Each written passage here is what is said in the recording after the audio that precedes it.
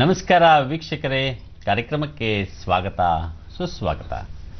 ಇತ್ತೀಚಿನ ದಿನಗಳಲ್ಲಿ ಡಿಮಾನಿಟೈಸೇಷನ್ ಬಗ್ಗೆ ಮಾತನಾಡಿದ್ವಿ, ಮತ್ತು GST ಬಗ್ಗೆ ಮಾತನಾಡಿದ್ವಿ.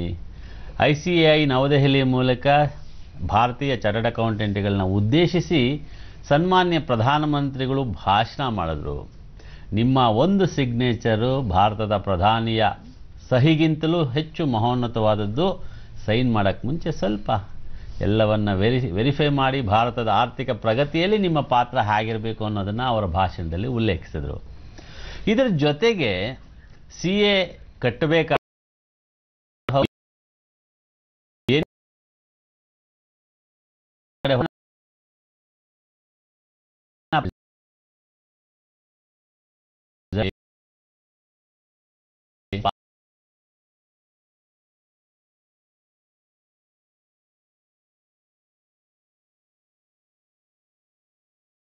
ಎಲ್ಲ ನಿರಂತರ ಪರಿಶ್ರಮವಿದ್ದರೆ ಖಂಡಿತ ಇದು ಮಾಡಬಹುದು ಅನ್ನುವಂಥದ್ದು ಅನೇಕ ಸಾಧಕರ ಅಭಿಪ್ರಾಯ. ಬನ್ನಿ ಹಾಗಾದರೆ CA ಕೋರ್ಸ್ನಲ್ಲಿ ಪಠ್ಯಕ್ರಮ ಚೇಂಜ್ ಆಗಿದೆ, ಸಿಲೆಬಸ್ ಚೇಂಜ್ ಆಗಿದೆ ಅನ್ನುವಂಥ ವಿಚಾರ, ಹಾಗೆ ಈಗ CA ಕೋರ್ಸ್ಗೆ ಎಂಟ್ರಿ ತೆಗೆದುಕೊಳ್ಳುವಂತಹ ವಿದ್ಯಾರ್ಥಿನಿಯರಿಗೆ ಹೇಗೆ ಉಪಯೋಗವಾಗುತ್ತಾ ಅಥವಾ ಹೊಸ ಪಠ್ಯಕ್ರಮ ಅದನ್ನು ಅಡ್ಜಸ್ಟ್ ಆಗಲಿಕ್ಕೆ ಸಮಯ ಬೇಕಾ, ಅದಕ್ಕೆ ಮಾಹಿತಿ ಎಲ್ಲಿ ಲಭ್ಯವಾಗುತ್ತೆ ಮತ್ತು ಇದರ ಬಗ್ಗೆ ಹೆಚ್ಚಿನ ಮಾಹಿತಿಯನ್ನು ಇವತ್ತಿನ ಕಾರ್ಯಕ್ರಮದಲ್ಲಿ ನಾವು ತಿಳ್ಕೊಳ್ಳೋಣ. ಇವತ್ತಿನ ನಮ್ಮ ಕಾರ್ಯಕ್ರಮದಲ್ಲಿ ಬೆಂಗಳೂರು ICAI ಬ್ರಾಂಚ್ನ ಚೇರ್ಮನ್ ಶ್ರೀಮತಿ ಗೀತಾ AB ಅವರು ನಮ್ಮ ಜೊತೆಗಿದ್ದಾರೆ. ನಮಸ್ಕಾರ ಗೀತಾ ಅವರೇ, ಕಾರ್ಯಕ್ರಮಕ್ಕೆ ಸ್ವಾಗತ. ಹಾಗೆಯೇ ಮಾಜಿ ಅಧ್ಯಕ್ಷರು ಬೆಂಗಳೂರು ICAI CA ಪಂಪಣ್ಣ ಅವರು ಜೊತೆಗಿದ್ದಾರೆ. ನಮಸ್ಕಾರ ಪಂಪಣ್ಣ ಅವರೇ, ನಿಮಗೂ ಕೂಡ ಕಾರ್ಯಕ್ರಮಕ್ಕೆ ಪ್ರೀತಿಯ ಸ್ವಾಗತ. ವೀಕ್ಷಕರೇ, ನಿಮ್ಮ ಪ್ರಶ್ನೆಗಳು ನೇರವಾಗಿರಲಿ, ಸ್ಪಷ್ಟವಾಗಿರಲಿ. ಇವತ್ತಿನ ವಿಷಯ CA ಕೋರ್ಸ್ ಪಠ್ಯಕ್ರಮ, ಬದಲಾದ ಪಠ್ಯಕ್ರಮದ ಬಗ್ಗೆ ಮಾತ್ರ ಇರಲಿ ಅಂತ ಹೇಳ್ತಾ, ನನ್ನ ಮೊದಲನೇ ಪ್ರಶ್ನೆ ಶ್ರೀಮತಿ ಗೀತಾ ಅವರೇ, ಮೊದಲನೇದಾಗಿ ಬೆಂಗಳೂರು ICAI ಚಾಪ್ಟರ್ನ ಮೊದಲ ಮಹಿಳಾ ಅಧ್ಯಕ್ಷರಾಗಿದ್ದೀರಿ, ಅಭಿನಂದನೆಗಳು. ಮತ್ತು ನನ್ನ ಮೊದಲ ಪ್ರಶ್ನೆ, ಸನ್ಮಾನ್ಯ ಪ್ರಧಾನಿಗಳು ಹೇಳಿದಂಥ ವಿಚಾರವನ್ನು ಮತ್ತೆ ನಿಮಗೆ ಪ್ರಶ್ನೆ ಮಾಡ್ತೀನಿ. ಒಂದು ದೇಶದ ಆರ್ಥಿಕ ಪ್ರಗತಿಯಲ್ಲಿ CA ಪಾತ್ರ ಎಷ್ಟು ಮುಖ್ಯ? CAಗಳು ಅಂದರೆ ಚಾರ್ಟರ್ಡ್ ಅಕೌಂಟೆಂಟ್ಸು ತುಂಬ ಅಡ್ವೈಸ್ರಿ ರೋಲಲ್ಲಿ ಮುಂದೆ ಇರ್ತಾರೆ. ಗೌರ್ಮೆಂಟ್ ಪಾಲಿಸಿ ಮ್ಯಾಟರ್ಸಲ್ಲಿ ಅಡ್ವೈಸ್ ಮಾಡ್ತಾರೆ. ಗೌರ್ಮೆಂಟ್ಗೆ ಪಾಲಿಸಿ ಮ್ಯಾಟರ್ಸಲ್ಲಿ ನಮ್ಮ ಕಡೆಯಿಂದ ಸಜೆಷನ್ಸ್ ಇರುತ್ತೆ. ಒಂದು GSTನೇ ತಗೊಳ್ಳಿ, ಮೊನ್ನೆ GST ಬರಬೇಕಂದ್ರೆ ನಮ್ಮ ಕಡೆಯಿಂದ ನಾವು ಸಜೆಷನ್ಸು ಒಂದು ಎಕ್ಸ್ಪರ್ಟ್ ಅಡ್ವೈಸರಿ ಕಮಿಟಿ ಅಂತ ಮಾಡಿ ಎಲ್ಲರ ಹತ್ರ ಅಧ್ಯಯನ ಮಾಡಿ ಅದರ ಬಗ್ಗೆ ಏನೇನೆಲ್ಲ ಪ್ರಾಬ್ಲಮ್ಸ್ ಇರುತ್ತೆ ಅಂತ ಅದನ್ನು ನಾವು ಗೌರ್ಮೆಂಟ್ಗೆ ಸಬ್ಮಿಟ್ ಮಾಡಿದ್ವಿ. ಅದರಲ್ಲಿ most of the suggestions var accepted. ಅದಷ್ಟೇ ಇಲ್ಲಂಗೆ ಬರೋ ಸ್ಟೂಡೆಂಟ್ಸ್ಗೆ ನಾವು ಇವಾಗ GST ಬಂದಿದೆ, ಹೊಸ ಬಿಸ್ನೆಸ್ ಎನ್ವೈರನ್ಮೆಂಟ್ ಚೇಂಜ್ ಆಗ್ತಿದೆ, ಎಕನಾಮಿಕ್ ಡೆವಲಪ್ಮೆಂಟ್ ಆಗ್ತಿದೆ, ಅದಕ್ಕೆ ತಕ್ಕಂಗೆ ನಮ್ಮ ಸಿಲೆಬಸ್ನನ್ನು ಇವಾಗ ಚೇಂಜ್ ಮಾಡ್ತಾ ಇದ್ದೀವಿ. ಸೊ ಒಟ್ಟಾರೆ ಬದಲಾವಣೆಗೆ ತಕ್ಕ ಹಾಗೆ CA ಕೋರ್ಸಲ್ಲಿ ಬೇಕಾದಂತಹ ಸಿಲೆಬಸ್ಸು ಕೂಡ ಬದಲಾಗ್ತಿದೆ. ಯಾಕಂದರೆ ನಮ್ಮಲ್ಲಿ ತೆರಿಗೆ ಪದ್ಧತಿಗಳು ಮತ್ತು ಈಗ ಬಂದಿರತಕ್ಕಂಥ GST ರೆಜಿಮ್ ಇರ್ಬೋದು, ಈ ಬದಲಾದ ಕಾಲಘಟ್ಟಕ್ಕೆ ತಕ್ಕ ಹಾಗೆ ಅದಕ್ಕೆ ಸಿಲೆಬಸ್ ಕೂಡ ಬದಲಾಗ್ತಿದೆ ಅನ್ನುವಂಥದ್ದು ಗೀತಾ ಅವರು ಹೇಳ್ತಿದ್ದಾರೆ. ಪಂಪಣ್ಣವರೇ, ತಾವು ಬೆಂಗಳೂರು ಚಾಪ್ಟರ್ನ ಮಾಜಿ ಅಧ್ಯಕ್ಷರು ಕೂಡ ಹೌದು. ಒಟ್ಟಾರೆ ಹೇಳೋದಾದರೆ ಸನ್ಮಾನ್ಯ ಪ್ರಧಾನಿಗಳ ಮಾತನ್ನು ಮುಂದುವರಿಸೋದಾದ್ರೆ ಒಬ್ಬ CA ಜವಾಬ್ದಾರಿ ಏನಿರುತ್ತೆ? ಅದೇ ಪ್ರಧಾನಿ ಮಂತ್ರಿಗಳು ಹೇಳಿದ ಹಾಗೆ ತಮ್ಮ ಬಾಧ್ಯತೆ ತುಂಬ ಜಾಸ್ತಿ ಇರುತ್ತೆ. ನಾವು ಯಾವುದೇ ಒಂದು ಕಂಪ್ನಿ ಆಡಿಟ್ ಮಾಡಬೇಕಾದ್ರೆ ನಮ್ಮ responsibility will be more responsibility. ಒಂದು ವಹಿವಾಟಿನ ಮೇಲೆ ನಾವು ದೃಢೀಕರಣ ಮಾಡಬೇಕಾಗಿರುತ್ತೆ. ಹಾಗಾಗಿ ನಮ್ಮ ಎಕನಾಮಿಕ್ ಗ್ರೋತ್ ಏನಿರುತ್ತೆ ನಾವು ಟ್ಯಾಕ್ಸ್ ಕಲೆಕ್ಷನ್ಸ್ ಮೇಲೆ ಇರುತ್ತೆ. ಆ ಟ್ಯಾಕ್ಸ್ ಕಲೆಕ್ಷನ್ಸ್ಗೆ ನಮ್ಮ CA ಅತಿ ಇಂಪಾರ್ಟೆಂಟ್ ಆಗಿರುತ್ತೆ. ಸೊ ಅವ್ರು ಹೇಳಿದ ಹಾಗೆ ನಾವು CAಗಳು ಅಂತಂದರೆ ನಾವು ದೃಢೀಕರಣ ಮಾಡೋದೊಂದೇ ಅಲ್ಲ, ಅದನ್ನ ರೆಸ್ಪಾನ್ಸಿಬಿಲಿಟಿ ತೊಗೊಂಬಿಟ್ಟು we have to execute our responsibility more diligently ಅಂತ ಅವರು ಹೇಳಿದ್ದಾರೆ. So and moreover we are the partners in nation building ಹೇಳುವ ಥರ ಹಾಗೆ ನಾವು ಎಲ್ಲ ರೀತಿಯಾಗಿ collection we are actually in between bridge between a public and the government ಅಂತ ನಾವು ಹೇಳ್ತೀವಿ. ಹಾಗಾಗಿ ನಾವು ಎಲ್ಲ ರೀತಿಯಲ್ಲಿ ರೋಲ್ಸ್ ಅಂಡ್ ರೆಸ್ಪಾನ್ಸಿಬಿಲಿಟಿ ನಮ್ಮ ಮೇಲೆ ಇರುತ್ತೆ.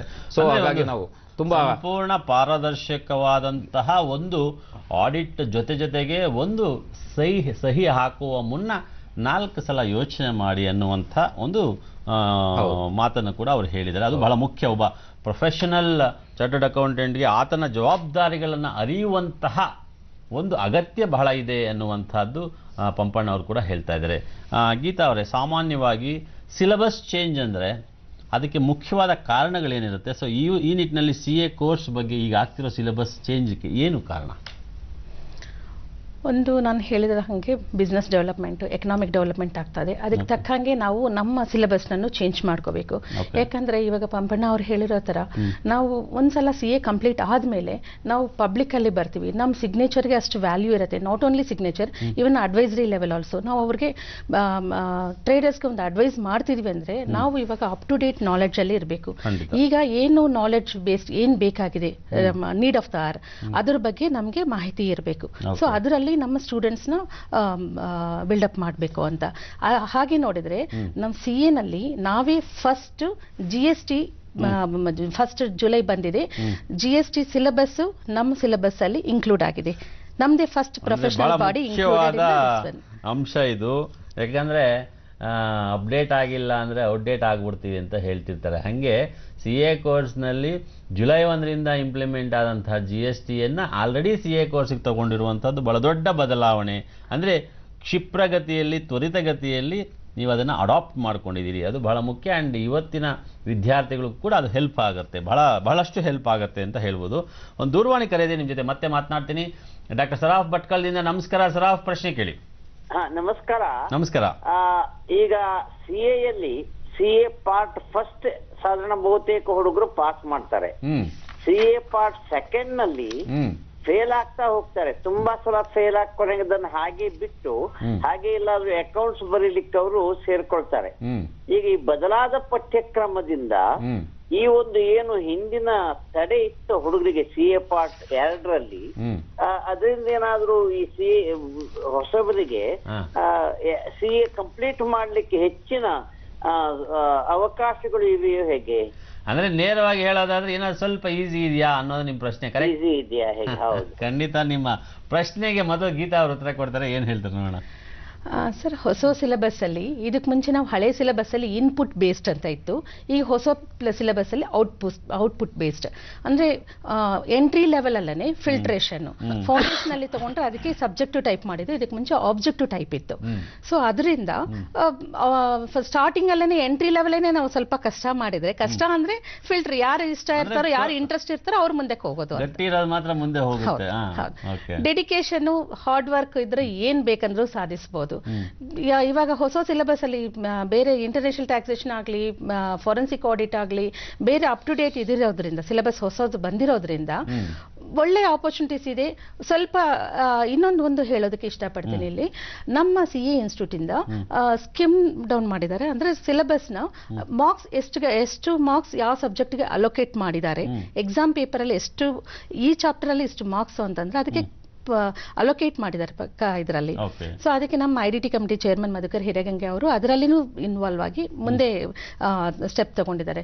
ಸೊ ಹಾಗಾಗಿ ಅವರು ಕರೆಕ್ಟ್ ಆಗಿ ಪ್ಲಾನ್ ಮಾಡಿಕೊಂಡು ಅಧ್ಯಯನ ಮಾಡಿದರೆ ಈಸಿಯಾಗಿ ಪಾಸ್ ಆಗ್ಬೋದು. ಅಂದ್ರೆ instead of expecting the simplification, ಏನೋ ಬಹಳ ಸುಲಭ ಆಗಿದೆಯಾ, ಏನೋ ನೋಡೋಣ ಈ ಸಲ ಹೆಂಗೋ ಪಾಸ್ ಆಗ್ಬಿಡ್ತೀನಿ ಅನ್ನೋದಕ್ಕಿಂತಲೂ how you are going to analyse the subject ಅನ್ನೋದು. ಅಂದರೆ ಇಲ್ಲಿ ಬೇಕಾಗಿರ್ತಕ್ಕಂಥದ್ದು ನಿಮ್ಮ ನಿಜವಾದ ಇನ್ವಾಲ್ವ್ಮೆಂಟೇ ಹೊರತು ಸಬ್ಜೆಕ್ಟ್ ಬದಲಾದ ತಕ್ಷಣ ಅಥವಾ ಸಿಲೆಬಸ್ ಬದಲಾದ ತಕ್ಷಣ ಈಸಿ ಅನ್ನುವಂಥದ್ದು ಆ ಅಭಿಪ್ರಾಯ ಬೇಡ ಅನ್ನುವಂಥ ವಿಚಾರವನ್ನು ಗೀತಾ ಅವ್ರು ಹೇಳ್ತಾ ಇದ್ದಾರೆ. ಕರೆಕ್ಟ್ ಅಲ್ವಾ? ಮತ್ತೊಂದು ದೂರವಾಣಿ ಕರೆಯಿದೆ, ಪಂಪಣ್ಣವರಿಗೆ ಕೇಳ್ತೀನಿ. ಮೊದಲು ಪಂಪಣ್ಣವರೇ ಒಂದು ಪ್ರಶ್ನೆ ತಗೊಂಡು ಮತ್ತೆ ನಿಮ್ಮ ಜೊತೆ ಮಾತನಾಡ್ತೀನಿ. ಶರಣಬಸವ ಕಲಬುರಗಿಯಿಂದ. ನಮಸ್ಕಾರ ರೀ ಶರಣಬಸವ. ನಮಸ್ಕಾರ sir, good morning. Good morning. ಪ್ರಶ್ನೆ ಕೇಳ್ರಿ ಸರ್. ನಮ್ಮ ಪ್ರಶ್ನೆ ಬಂದ್ಬಿಟ್ಟು, ಈಗ ಸೆಕೆಂಡ್ ಇಯರ್ ನಂತರ CPT ಅಂತ ಕೋರ್ಸ್ ಇರುತ್ತಲ್ವಾ, CPT ಎಕ್ಸಾಮ್ ಕೋಚಿಂಗ್ ಅಂತ ಹೇಳಿರುತ್ತಲ್ವಾ, ಆ CPT ಕೋಚಿಂಗ್ ತಗೊಂಡು ನಾವು ಹೋಗ್ಬೋದು ಸರ್ ಆಗ, ಅಥವಾ ಡಿಗ್ರಿ ಮುಗಿಸ್ ಹೋಗೋದು ಸರ್, ಯಾವ್ದು ಈಸಿ ಆಗುತ್ತೆ ಸರ್? ಸೊ ಈಸಿ ಅಂದ್ರೆ ಎರಡನ್ನ ಮ್ಯಾನೇಜ್ ಮಾಡಬಹುದಾ ಅಥವಾ ಯಾವ್ದು ಈಸಿ, ಯಾವ್ದು ಬೆಸ್ಟ್ ಆಪ್ಷನ್ ಅಂತ ಕೇಳ್ತಿದ್ರಿ. ಮೊದಲನೇದಾಗಿ ಮತ್ತೆ ನಾನು ಗೀತಾ ಅವ್ರನ್ನೇ ಕೇಳ್ತೀನಿ, ಏನ್ ಹೇಳ್ತಾರೆ ನೋಡೋಣ. ಸರ್, ಎರಡು ಇದರಲ್ಲಿನೂ ಒಂದೇ ಸ್ಟೆಪ್ ಇರುತ್ತೆ. ನೀವು ಅರ್ಲಿ ಬೋರ್ಡ್ ಬರ್ತೀರಾ ಅಂದರೆ ನೀವು PU ಲೆವೆಲ್ ಅಲ್ಲೇನೆ ಬಂದರೆ ನಿಮಗೆ ಮಕ್ಕಳು ಅವಾಗ ಸ್ಕೂಲಿಂದ ಬಂದಿರ್ತಾರೆ. ಸೊ ಓದೋದು ಅವ್ರಿಗೆ ಕಾನ್ಸಂಟ್ರೇಷನ್ ಇರುತ್ತೆ, ಕೂತ್ಕೊಂಡು ಶ್ರದ್ಧವಾಗಿ ಓದ್ತಾರೆ, ಕಮಿಟ್ಮೆಂಟ್ ಇರುತ್ತೆ. ಡಿಗ್ರಿ ಲೆವೆಲಲ್ಲಿ ಬಂದರೆ ಡಿಗ್ರಿಯಿಂದ ಫೌಂಡೇಶನ್, ಇಂಟರ್ಮೀಡಿಯೇಟ್ ಅಂತ ಇದೆ. ನೀವು ಡಿಗ್ರಿಯಿಂದ ಬಂದರೆ ಡೈರೆಕ್ಟಾಗಿ ಇಂಟರ್ಮೀಡಿಯೇಟ್ಗೆ ಹೋಗ್ತೀರಾ. PU ಇಂದ ಬಂದರೆ ಫೌಂಡೇಶನ್ ಮಾಡ್ಕೊಂಡು ಬರ್ತೀರಾ. ಸೊ PU ಇಂದ ಮಾಡಿದ್ರೆ ಟೈಮ್ ನಿಮಗೆ ಇನ್ಸ್ಟೆಡ್ ಆಫ್ 3 years ಆದಮೇಲೆ ನೀವು ಕಂಪ್ಲೀಟ್ ಮಾಡೋದು, ಡಿಗ್ರಿ ಆದಮೇಲೆ 3 years ಕಂಪ್ಲೀಟ್ ಆಗೋದು, ನಿಮಗೆ ಫೌಂಡೇಶನಿಂದ 3 years. ನೀವು ಹಾಗೆ ಸಿಲೆಬಸ್ ಎಲ್ಲ ಸೇಮ್ ಇರುತ್ತೆ, ಓದೋದೆಲ್ಲನೂ ಸೇಮ್ ಇರುತ್ತೆ. When it comes two years of completion it will get reduced. So ಇದಕ್ಕೆ ನೀವೇನು ಹೇಳ್ತೀರಿ ಪಂಪಣ್ಣ ಅವರೇ? ಅದೇ ಅವರು ಕೇಳೋ ಹಾಗೆ ಈಗ CPT ಅನ್ನೋದು ಇಲ್ಲ, ಈಗ ಹೊಸ ಸಿಲೆಬಸ್ ಫ್ರಮ್ 1 ಜುಲೈ ಇಂದ ಚೇಂಜ್ ಆಗಿದೆ. ಅವ್ರು ಏನಾದರೂ PUC ಇಂದ ಮಾಡ್ಬೇಕಂತ ಅನ್ಕೊಂಡ್ರೆ CA ಫೌಂಡೇಶನ್ ಕೋರ್ಸ್ ಅಂತ ಮಾಡಿದೀವಿ ನಾವು. ಅದು CA ಫೌಂಡೇಶನ್ ಕೋರ್ಸ್ ಅಲ್ಲಿ ಏನಿರುತ್ತೆ ಅಂದ್ರೆ 4 ಸಬ್ಜೆಕ್ಟ್ ಇರುತ್ತೆ. 2 ಸಬ್ಜೆಕ್ಟ್ ಡಿಸ್ಕ್ರಿಪ್ಟಿವ್ ಆಗಿ ಬರೀಬೇಕು, 2 ಸಬ್ಜೆಕ್ಟ್ ಆಬ್ಜೆಕ್ಟಿವ್ ಟೈಪ್ ಇದೆ. ಈಗಾಗಲೇ ಅವರು CPT ಅಂತ ಹೇಳ್ತಾ ಇದ್ರು. ಇದು ಫಸ್ಟ್ 30th ಜುಲೈ ಯಾರು ರಿಜಿಸ್ಟರ್ ಆಗಿದ್ದಾರೆ ಅವ್ರಿಗೆ ಮಾತ್ರ ಅನ್ವಯಿಸುತ್ತೆ. 30th ಜೂನ್ ಒಳಗಡೆ ಯಾರು ರಿಜಿಸ್ಟರ್ ಮಾಡಿಸಿರ್ತಾರೆ ಅವರಿಗೆ ಅನ್ವಯಿಸುತ್ತೆ. ಅಪ್ ಟು ಮೇ 2019 ವರೆಗೆ ಅವರಿಗೆ ಎಕ್ಸಾಮ್ ಬರೆಯೋಕೆ ಅವಕಾಶ ಇದೆ. ಈಗ ಹೊಸದಾಗಿ ಇನ್ನ PUC ಸೆಕೆಂಡ್ ಇಯರ್ ಅಧ್ಯಯನ ಮಾಡೋರಿಗೆ ಅವರಿಗೆ ಫೌಂಡೇಶನ್ ಕೋರ್ಸ್ ಒಂದೇ ಮಾರ್ಗ. ಆಮೇಲೆ ಡಿಗ್ರಿ ಮುಗಿದಿರೋರಿಗೆ ಡೈರೆಕ್ಟ್ ಆಗಿ ಅವ್ರು ಇಂಟರ್ಮೀಡಿಯೇಟ್ ಕೋರ್ಸ್ ಅಂತ ಮಾಡ್ತಾರೆ.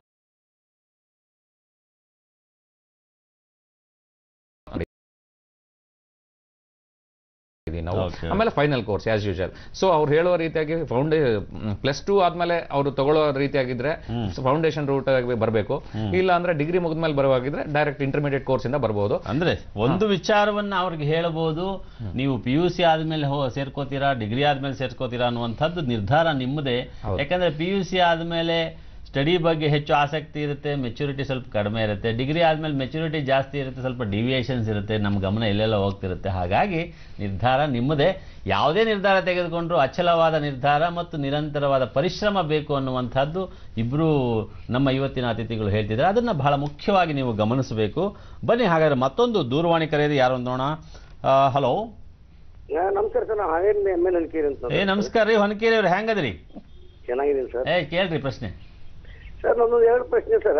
ಪ್ರಶ್ನೆ ಅಂದ್ರೆ ಸಮಸ್ಯೆಗಳ ಇದು ಸರ್ ಚರ್ಚೆ. ಈಗ BCom MCom ಆಗಿಂದ ಅಷ್ಟೇ ಎಂಟ್ರೆನ್ಸ್ ಹೋಗ್ಬೋದು ಅಥವಾ BSc BA ಮೇಲೆ ಹೋಗ್ಬೋದು, ಒಂದೇ ಪ್ರಶ್ನೆ ಸರ್. ಎರಡನೇದು ಏನಂದ್ರೆ ಇವಾಗ ನಮ್ಮಲ್ಲಿ BCom ಹುಡುಗರಿಗೆ ನಾನು ಅಂದೆ CA ಎಂಟ್ರೆನ್ಸ್ ಹೋಗೋದಕ್ಕೆ ಅಂತ ಭಯ ಪಟ್ರು. ಯಾಕಂದ್ರೆ ಇವಾಗ ನೋಡ್ತಾ ಇದ್ರೆ ನಾವು ರಿಸಲ್ಟ್ IAS ರಿಸಲ್ಟ್ ನೋಡ್ತಾ ಇದ್ದಾಗ ಸರ್, IAS ರಿಸಲ್ಟ್ ಇನ್ನು 3-4 ಜನ ಬರ್ತಾ ಇದ್ದಾರೆ. ಬಟ್ KS ಪಾಸ್ ಆಗೋದು ಇದು CAದು ರಿಸಲ್ಟ್ ಬರ್ತಾ ಇಲ್ಲ. ಅಂದ್ರೆ IAS ಗಿಂತ ಟಫ್ ಆಗ್ತಿದೆ ಏನು? ಅದರಲ್ಲಿ ಈ ವಿದ್ಯಾರ್ಥಿಗಳಿಗೆ ಏನು ಭಯ ಬರ್ತಾ ಇದೆಯೋ? IAS ಕೋಚಿಂಗ್ ಗಿಂತನೂ CA ಕೋಚಿಂಗ್ ಯಾರು ಹೋಗ್ತಿಲ್ಲ, ಇಲ್ಲ IAS ಕೋಚಿಂಗ್ ಹೋಗ್ಬೇಕು ಅಂತ ವಿಚಾರ ಮಾಡ್ತಿದ್ದಾರೆ. ಅಂದ್ರೆ IAS ಗಿಂತನೂ CA ಬಹಳ ಟಫ್ ಆಗುತ್ತಾ ಹೇಗೆ ಅಂತ? CA ಕೋಚಿಂಗ್ ಹೋಗ್ತಿಲ್ಲ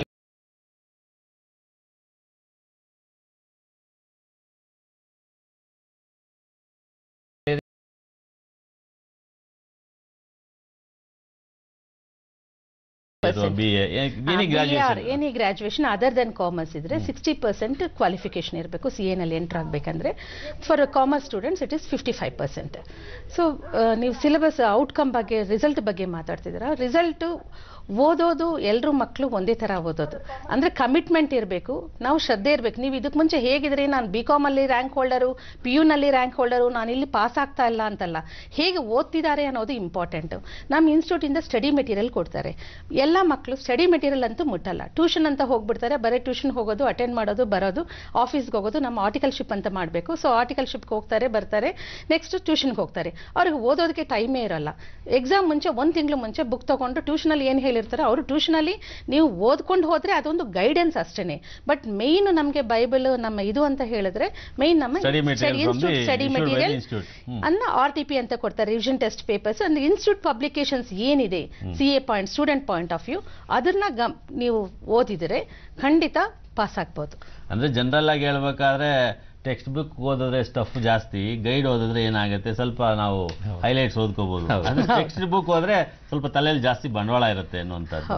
ಹೇಳಿ ಪಂಪಣ್ಣ ಹಾಗೆ ಕೇಳಿದಾಗೆ ಈಗ ಸಿಲೆಬಸ್ ಎಲ್ಲ ಚೇಂಜ್ ಆಗಿರೋದ್ರಿಂದ ಯಾವುದೇ ರೀತಿಯಾಗಿ ಕಷ್ಟ ಏನೂ ಆಗಲ್ಲ. ಇದು ಓಲ್ಡ್ ಸಿಲೆಬಸ್ ಅಲ್ಲೇ ಸ್ವಲ್ಪ ನೀವು ಇಂಪ್ರೂವ್ಮೆಂಟ್ ಮಾಡಿದೀವಿ, ನೀವು ಸಬ್ಜೆಕ್ಟ್ ಆಡ್ ಮಾಡಿದೀವಿ. ಹಾಗಾಗಿ ಯಾವುದೇ ರೀತಿಯಲ್ಲಿ ಕಷ್ಟ ಆಗಲ್ಲ ಅಂತ ಹೇಳ್ತೀನಿ. ಓನ್ಲಿ ಅವ್ರು ನಮ್ಮ ಅಧ್ಯಕ್ಷರು ಹೇಳಿದಾಗೆ only hard work and dedication will only take you to next level.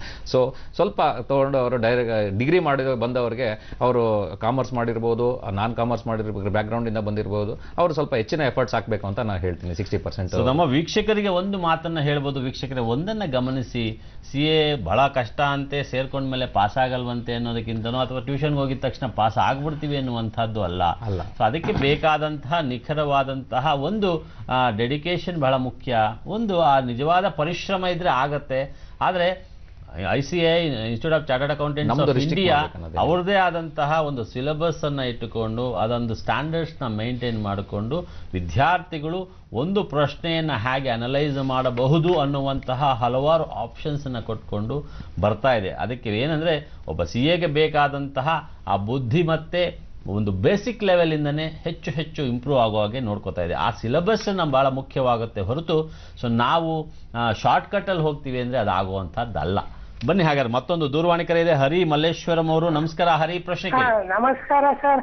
3 ಜನ CA ನನ್ನ ವಂದನೆಗಳು. ನಮಸ್ಕಾರ, ಹೇಳಿ. ನನ್ನ ಪ್ರಶ್ನೆ ಏನಂದ್ರೆ, ಈಗ ಡಿಗ್ರಿ ಮುಗಿಸ್ಕೊಂಡು BSc ಮುಗಿಸ್ಕೊಂಡು ಡೈರೆಕ್ಟ್ ಜಾಯಿನ್ ಆಗಕ್ಕೆ ಎಷ್ಟು ಪರ್ಸೆಂಟೇಜ್ ಇರಬೇಕು? ಆಮೇಲೆ ಓಲ್ಡ್ ಸಿಲೆಬಸ್ಗೂ ಪ್ರೆಸೆಂಟ್ ಸಿಲೆಬಸ್ಗೂ ಡಿಫರೆನ್ಸಸ್ ಹೇಗೆ? ಮೊದ್ಲೆಲ್ಲ ಮ್ಯಾನ್ಯಲ್ ಆಗಿ ಮಾಡ್ತಿದ್ರು, ಈ ಕಂಪ್ಯೂಟರ್ ಯುಗ ಬಂದ್ಮೇಲೆ ಮ್ಯಾನ್ಯಲ್ ಇದಕ್ಕೆ ಅಷ್ಟು ಒತ್ತಿಲ್ಲ. ಆಮೇಲೆ CAಗೂ ICWAಗೂ CS ಡಿಫರೆನ್ಸ್ ಏನು ಇಷ್ಟು? ಖಂಡಿತ ನಿಮ್ಮ ಪ್ರಶ್ನೆಗೆ BSc ಮಾಡಿದ್ರೆ ಎಷ್ಟು ಪರ್ಸೆಂಟೇಜ್ ಇರಬೇಕು ಅಂತ ಆಗಲೇ ಹೇಳಿದ್ದಾರೆ. ಮತ್ತೊಮ್ಮೆ ಹೇಳ್ಸೋಣ, ಉಳಿದ ನಿಮ್ಮ ಪ್ರಶ್ನೆಗಳಿಗೆ ಏನು ಡಿಫರೆನ್ಸಸ್ ಇದೆ ಅದನ್ನು ಕೂಡ ಹೇಳ್ತಾರೆ, ಕೇಳಿಸ್ಕೊಳ್ಳಿ. ಮೊದಲನೇದಾಗಿ BSc ಇಂದ ಬಂದ್ರೆ 60% ಡಿಗ್ರಿನಲ್ಲಿ 60% ಇದ್ರೆ ಎಲಿಜಿಬಲ್ ಎನ್ರೋಲ್ ಮಾಡ್ಕೊಳ್ಳೋದಕ್ಕೆ. ನೆಕ್ಸ್ಟ್ ಪ್ರಶ್ನೆ ಏನಂದ್ರೆ, ಮೊದಲೆಲ್ಲ ಮ್ಯಾನ್ಯುಯಲ್ ಆಗಿ ಮಾಡ್ತಿದ್ವಿ, ಈ ಕಂಪ್ಯೂಟರ್ ಮೂಲಕನೇ ಹೋಗಬೇಕಾ ಅನ್ನುವಂಥದ್ದು ಅವರ ಪ್ರಶ್ನೆ. ಕಂಪ್ಯೂಟರ್ ಮೂಲಕ ಅಂದ್ರೆ ರಿಜಿಸ್ಟ್ರೇಷನ್ ಪ್ರಾಸೆಸ್, ರಿಜಿಸ್ಟ್ರೇಷನ್ ಆನ್ಲೈನಲ್ಲಿ ರಿಜಿಸ್ಟ್ರೇಷನ್ ಟೈಮಲ್ಲಿ ಬಂದರೆ ಫಸ್ಟ್ ಆನ್ಲೈನಲ್ಲಿ ರಿಜಿಸ್ಟ್ರೇಷನ್ ಮಾಡಿ ಆಮೇಲೆ ಹಾರ್ಡ್ ಕಾಪಿನ ಇನ್ಸ್ಟಿಟ್ಯೂಟ್ಗೆ ತಲುಪಿಸ್ಬೇಕು, ಬೋರ್ಡ್ ಆಫ್ ಸ್ಟಡೀಸ್ಗೆ. ಮತ್ತೆ ನೀವು ಮ್ಯಾನ್ಯುವಲ್ ಮೇ ಬಿ ನಿಮಗೆ ಅಕೌಂಟಿಂಗ್ ಬಗ್ಗೆ ಮಾತಾಡಿರ್ಬೋದು, ನಾವು ಅದಕ್ಕೆ ತಕ್ಕಂಗೆ ನಮ್ಮ ಸಿಲೆಬಸ್ ಅಲ್ಲಿ ITT ಅಂತ ಒಂದು ಇಂಟ್ರೊಡ್ಯೂಸ್ ಮಾಡಿ ಲಾಸ್ಟ್ 4-5 years ಇಂದನೂ ಇದೆ. ITT ಅಂದ್ರೆ ಇನ್ಫಾರ್ಮೇಶನ್ ಟೆಕ್ನಾಲಜಿ. ಸ್ಟೂಡೆಂಟ್ಸ್ಗೆ ಈಗ ಈ ಕಾಲಕ್ಕೆ ತಕ್ಕಂಗೆ ಕಂಪ್ಯೂಟರ್ ಅಲ್ಲಿ ಟ್ರೈನಿಂಗ್ ಕೊಡ್ತಾರೆ. ಅದಕ್ಕೆ before entering into the articles ಅಂದ್ರೆ once you get registered into CA course, ನೀವು ಆರ್ಟಿಕಲ್ಶಿಪ್ ಸ್ಟಾರ್ಟ್ ಆಗೋಕ್ಕಿಂತ ಮುಂಚೆನೆ 15 ದಿವಸ ಟ್ರೈನಿಂಗ್ ಇರುತ್ತೆ. So that you will be well versed in computer environment. ಮತ್ತೆ ಅವ್ರು ಮತ್ತೊಂದು ಪ್ರಶ್ನೆ ಕೇಳಿದ್ರು, ICW ಏನು ಡಿಫರೆನ್ಸ್ ಅನ್ನುವಂತ ಜನರಲ್ ಆಗಿ ಒಂದು ಕ್ವಶನ್ ಕೇಳಿದ್ರು. ಅದು ಕಂಪನಿ ಸೆಕ್ರೆಟರಿಯಲ್ಲಿ ಅವರು ಕಂಪನೀಸ್ ಆಕ್ಟ್ 2013 ಅಂತ ಏನಿದೆ, ದಟ್ ಈಸ್ ನಾವು ಜಾಸ್ತಿ ಒತ್ತು ಕೊಡ್ತೀವಿ. ನಮ್ಮ CA ಕೋರ್ಸಲ್ಲಿ ನಾವು ಇನ್ಕಮ್ ಟ್ಯಾಕ್ಸ್ ಮತ್ತೆ taxation, GST, direct tax, indirect taxes ಮೇಲೆ ಜಾಸ್ತಿ ಒತ್ತು ಕೊಡ್ತೀವಿ. These all the 3 courses, ICW ಆಗಿರ್ಬೋದು, ಕಂಪನಿ ಸೆಕ್ರೆಟರಿ ಆಗಿರ್ಬೋದು, ಆಮೇಲೆ ನಮ್ಮ CA ಕೋರ್ಸ್ ಆಗಿರ್ಬೋದು, 3 ಪ್ರೊಫೆಷನಲ್ ಕೋರ್ಸಸ್ ಅಂತ ನಾವು ಏನು ಹೇಳ್ತೀವಿ. ಬಟ್ ಹೆಚ್ಚು ಆದ್ಯತೆ ನಾವು ದೃಢೀಕರಣ, ಬ್ಯಾಲೆನ್ಸ್ ಶೀಟ್ ದೃಢೀಕರಣ ಮಾಡೋದು ಮತ್ತು CA ಮಾತ್ರ ಅಂತ ನಾನು ಹೇಳಕ್ಕೆ ಇಷ್ಟಪಡ್ತೀನಿ. Company secretary compliances level of the company secretary MCA level ಅಲ್ಲಿ ನಾವು ಏನೇನು ಅಪ್ಡೇಟ್ ಮಾಡಬೇಕಾಗುತ್ತೆ, ROCಗೆ ಏನೇನು ಫೈಲ್ ಮಾಡಬೇಕಾಗುತ್ತೆ, ಕಂಪನೀಸ್ ಆಕ್ಟ್ ಅಲ್ಲಿ ಏನೇನು ಇರುತ್ತೆ, ಬೋರ್ಡ್ ರೆಸೊಲ್ಯೂಷನ್ ಅಂದ್ರೆ ಏನು, ಡೈರೆಕ್ಟರ್ ರೆಸ್ಪಾನ್ಸಿಬಿಲಿಟಿ ಏನು ಅನ್ನೋದನ್ನ ನಾವು ಜಾಸ್ತಿ ಒತ್ತು ಕೊಟ್ಟು ಕಂಪನಿ ಸೆಕ್ರೆಟರಿ ಹೇಳ್ತಾರೆ. ಕಾಸ್ಟ್ ಅಕೌಂಟಿಂಗ್ ಬಂದಾಗೆ ಕಾಸ್ಟ್ ಆಫ್ ದಿ ಪ್ರಾಡಕ್ಟ್ ಒಂದಿರುತ್ತೆ, ಆ ಪ್ರಾಡಕ್ಟ್ ನಾವು ಕಾಸ್ಟ್ ಹೇಗೆ ಕಂಡುಹಿಡಿಯೋದು ಅಂತ ಹೇಳಿ ಕಾಸ್ಟ್ ಶೀಟ್ ಮೇಲೆ ಇರುತ್ತೆ. ಆಮೇಲೆ total costing of the company ಹೇಗೆ ಇದು ಮಾಡಬೇಕು ಅನ್ನೋದ್ರ ಮೇಲೆ ಜಾಸ್ತಿ ICW ಒತ್ತು ಇರುತ್ತೆ. But over all tax structure ಅಲ್ಲಿ ನೋಡಿದಾಗೆ ಟ್ಯಾಕ್ಸ್ ಬಗ್ಗೆ, taxation and balance sheet authorization, seal authentication ಎಲ್ಲ ನೋಡ್ಬೇಕಾದ್ರೆ CAಗೆ ಜಾಸ್ತಿ ಒತ್ತು ಇರುತ್ತೆ. ಒಟ್ಟಾರೆ ಹೇಳಬೇಕಾದ್ರೆ ಆಯಾ ಕೋರ್ಸ್ಗಳಿಗೆ ತನ್ನದೇ ಆದಂತಹ ಮಾನ್ಯತೆ ಇದ್ದೇ ಇದೆ. ಕಂಪನಿ ಸೆಕ್ರೆಟರಿ ಇರ್ಬೋದು, ICW ಇರ್ಬೋದು. ಸೊ ನಾವು ಇವತ್ತು ಮುಖ್ಯವಾಗಿ CA course, chartered accountant course ಬಗ್ಗೆ ಮಾತನಾಡ್ತಿದ್ದೀವಿ. ದಯಮಾಡಿ ನಿಮ್ಮ ಪ್ರಶ್ನೆಗಳು ಇದ್ರ ಬಗ್ಗೆ ಇರಲಿ ಅಂತ ಹೇಳ್ತಾ ಒಂದು ಪುಟ್ಟ ವಿರಾಮನ ತೆಗೆದುಕೊಂಡು ಮತ್ತೆ ನಿಮ್ಮ ಜೊತೆ ಮಾತನಾಡ್ತೀವಿ. ಸೊ ಒಂದು ಸ್ಮಾಲ್ ಬ್ರೇಕ್. ಇದು ಸರಿಯಲ್ಲ.